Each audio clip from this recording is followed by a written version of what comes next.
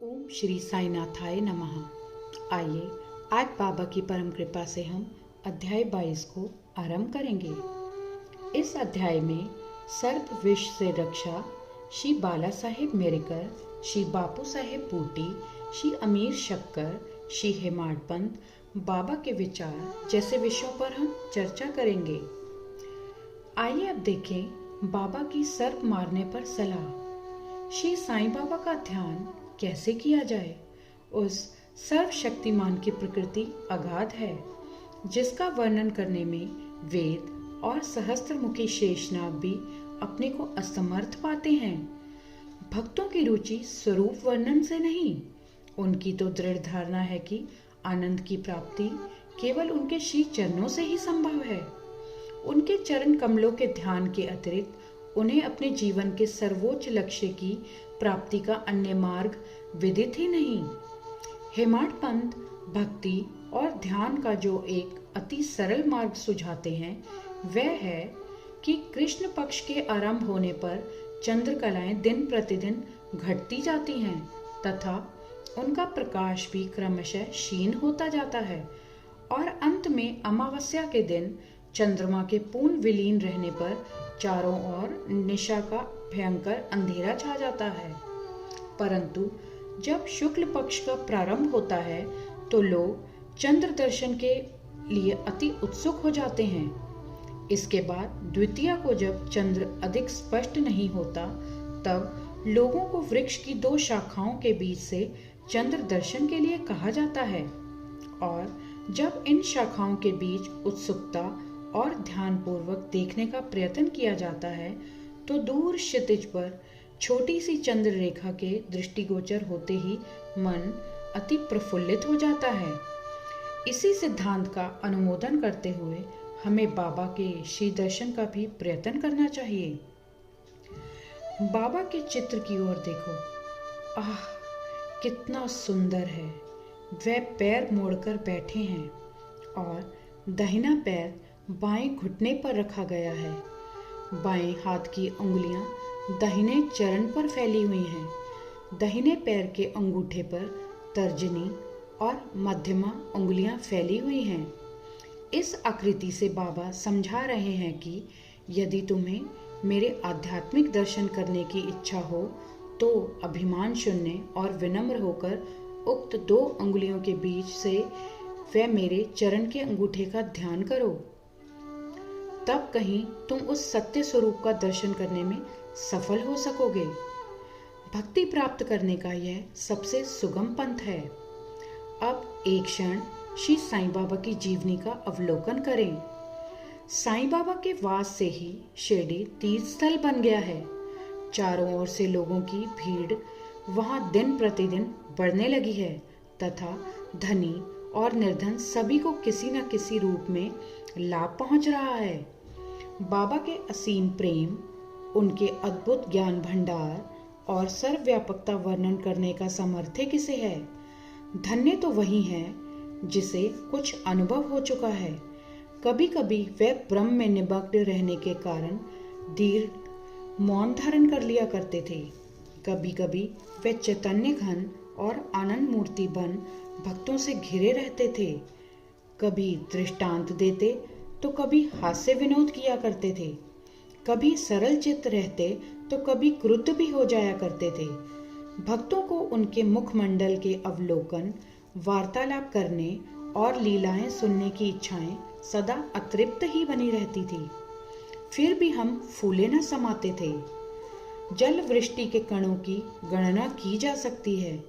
वायु को भी चर्म की थैली में संचित किया जा सकता है, परंतु बाबा की लीलाओं का कोई भी अंत नहीं पा सकता। अब उन लीलाओं में से एक लीला का यहाँ हम दर्शन करेंगे। भक्तों के संकटों के घटित होने से पूर्व बाबा उपयुक्त अवसर पर किस प्रकार उनकी रक्षा किया करते थे। श्री बाला साहेब मेरेकर, जो सरदार काका साहेब के सुपुत्र तथा कोपर गांव के मामलतदार थे, एक बार दौरे पर चित्तली जा रहे थे। तभी मार्ग में वे साईं बाबा के दर्शनार्थ शिरडी पधारे। उन्होंने मस्जिद में जाकर बाबा की चरण वंदना की और सदैव की भांति स्वास्थ्य तथा अन्य विषयों पर चर्चा की। बाबा ने उन्हें चेतावनी देकर कहा कि जहाँ तुम बैठे हो वही द्वारका माई है। जो उसकी गोद में बैठता है वह अपने बच्चों के समस्त दुखों और कठिनाइयों को दूर कर देती है। यह मस्जिद माई परम दयालु है। सरल हृदय भक्तों की तो वह माँ है और संकटों में उनकी रक्षा अवश्य करेगी। जो उसकी गोद में एक बार बैठता है उसके समस्त कष्ट दूर हो जाते हैं। जो उसकी छत्र छाया में विश्राम करता है उसे आनंद और सुख की प्राप्ति होती है। तदुपरांत बाबा ने उन्हें उदी देकर अपना वरद हस्त उनके मस्तक पर रख आशीर्वाद दिया। जब श्री बाला साहेब जाने के लिए उठ खड़े हुए तो बाबा बोले कि क्या तुम लंबे बाबा अर्थात सर्प से परिचित हो? और अपनी बाईं मुट्ठी बंद कर उसे दाहिने हाथ की कुहनी के पास ले जाकर दाहिने हाथ को सांप के सदृश हिलाकर बोले कि वह अति भयंकर है, परंतु द्वारका माई के लालों का वह कर ही क्या सकता है। जब स्वयं द्वारका माई उनकी रक्षा करने वाली है तो सर्प की सामर्थ्य ही क्या है। वहां उपस्थित लोग इसका अर्थ तथा मेरिकर को इस प्रकार चेतावनी देने का कारण जानना चाहते थे, परंतु पूछने का साहस किसी में भी न था। बाबा ने श्यामा को बुलाया और बाला साहब के साथ जाकर चितली यात्रा का आनंद लेने की आज्ञा दी। तब श्यामा ने जाकर बाबा का आदेश बाला साहब को सुनाया। वे बोले, मार्ग में असुविधाएं बहुत हैं, अतः आपको व्यर्थ ही कष्ट उठाना उचित नहीं है। बाला साहब ने जो कुछ कहा वह श्यामा ने बाबा को बताया। बाबा बोले कि अच्छा ठीक है, ना जाओ। सदैव उचित अर्थ ग्रहण कर श्रेष्ठ कार्य ही करना चाहिए। जो कुछ होने वाला है सो तो होकर ही रहेगा। बाला साहब ने पुनः विचार कर श्यामा को अपने साथ चलने के लिए कहा। तब श्यामा पुनः बाबा की आज्ञा प्राप्त कर बाला साहेब के साथ तांगे में रवाना हो गए। वे 9 बजे चितली पहुंचे और मारुति मंदिर में जाकर ठहरे। ऑफिस के कर्मचारीगण अभी नहीं आए थे, इस कारण वे यहाँ वहाँ की चर्चाएं करने लगे। बाला साहेब दैनिक पत्र पढ़ते हुए चटाई पर शांतिपूर्वक बैठे हुए थे। उनकी धोती का ऊपरी सिरा कमर पर पड़ा हुआ था और उसी के एक भाग पर एक सर्प बैठा हुआ था। किसी का भी ध्यान उधर ना था। वह सी सी करता हुआ आगे रेंगने लगा। यह आवाज सुनकर चपरासी दौड़ा और लालटेन ले आया। सर्प को देखकर वह सांप सांप कहकर उच्च स्वर में चिल्लाने लगा। तब बाला साहब अति भयभीत होकर कांपने लगे। श्यामा को भी आश्चर्य हुआ। तब वह तथा अन्य व्यक्ति वहां से धीरे से हटे और अपने हाथ में लाठियां ले ली। सर्प धीरे धीरे कमर से नीचे उतर आया।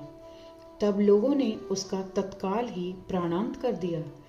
जिस संकट की बाबा ने भविष्यवाणी की थी वह टल गया और श्री साईं चरणों में बाला साहब का प्रेम दृढ़ हो गया। आइए अब एक कथा सुने बापू साहेब बूटी की। एक दिन महान ज्योतिषी श्री नाना साहेब डेंगले ने बापू साहेब बूटी से, जो उस समय शिरडी में ही थे, कहा, आज का दिन तुम्हारे लिए अत्यंत अशुभ है और तुम्हारे जीवन को संकटप्रद है। यह सुनकर बापू साहेब बड़े अधीर हो उठे। जब सदैव की भांति वह बाबा के दर्शन करने गए तो वह बोले कि यह नाना क्या कहते हैं? वह तुम्हारी मृत्यु की भविष्यवाणी कर रहे हैं, परंतु तुम्हें भयभीत होने की किंचित मात्र भी आवश्यकता नहीं है। इनसे दृढ़तापूर्वक कह दो कि अच्छा, देखें काल मेरा किस तरह अपहरण करता है। जब संध्या समय बापू अपने शौच गृह में गए तो वहां उन्हें एक सर्प दिखाई दिया। उनके नौकर ने भी सर्प को देख लिया और उसे मारने को एक पत्थर उठाया। बापू साहब ने एक लंबी लकड़ी मंगवाई, परंतु लकड़ी आने से पूर्व ही वह सांप दूरी पर रेंगता हुआ दिखाई दिया और तुरंत ही दृष्टि से ओझल हो गया। बापू साहब को बाबा के अभयपूर्ण वचनों का स्मरण हुआ और बड़ा ही संतोष भी हुआ। आइए अब देखें अमीर शक्कर की कथा। अमीर शक्कर कोरहले गांव का निवासी था, जो कोपरगांव तालुके में है।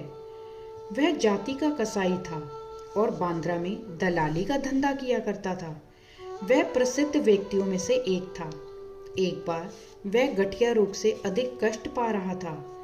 जब उसे खुदा की स्मृति आई, तब काम धंधा छोड़कर वह शिरडी आया और बाबा से रोग निवृत्ति की प्रार्थना करने लगा। तब बाबा ने उसे चावड़ी में रहने की आज्ञा दी। चावड़ी उस समय एक अस्वास्थ्यकारक स्थान होने के कारण इस प्रकार के रोगियों के लिए सर्वथा अयोग्य थी।